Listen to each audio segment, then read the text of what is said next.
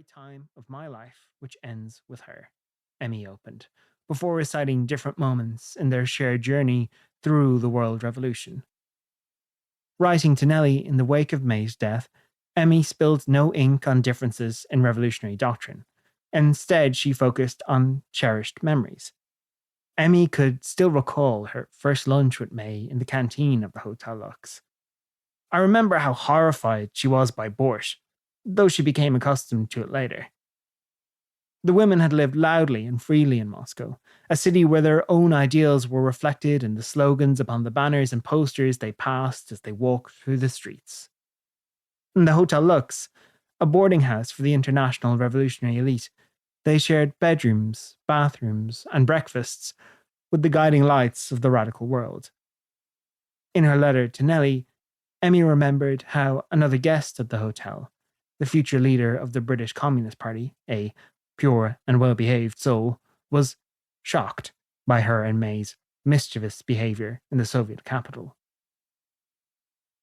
So many of the dreams and catastrophes of the 20th century reverberated through the corridors of the Hotel Lux, where both women lived. Established during the closing act of the Russian Empire, history would soon be witnessed from the windows of the Lux. A photograph depicts the hotel in the revolutionary year of 1917. It must have been a cold winter's day when the image was captured.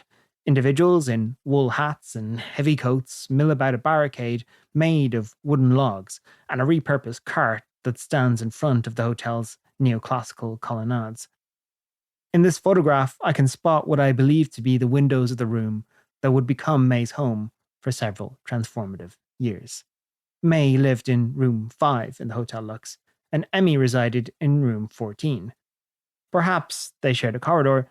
It seems likely that they shared a floor. Whenever Emmy visited May in her room, she would have encountered the room's enviable view overlooking the wide street below. It was here that May would sometimes sit and work as the sounds of parades passing by the front of the hotel came in through the windows. It was also here, in this room, that May would occasionally host an improvised literary salon, introducing Soviet intellectuals to their peers from America, Britain, and elsewhere. On the evenings after their work in the headquarters of the International Communist Movement, soldiers would sometimes collect Emmy and May and take them to a military encampment outside Moscow. The memory retained a sensory impression.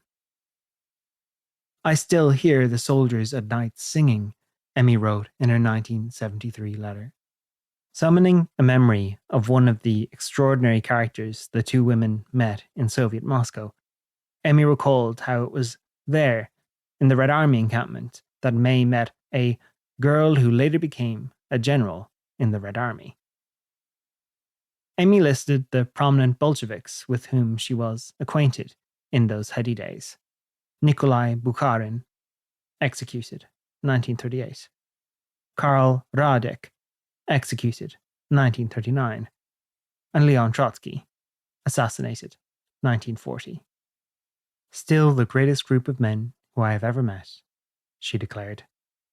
Stalin was also among them, Emmy continued ominously, but was so uninteresting and unimportant that nobody ever thought that he was going to destroy all the others.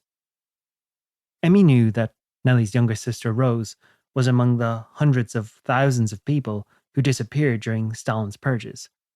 Of course, Nellie knew this too. This tragic fact went unmentioned in the letter.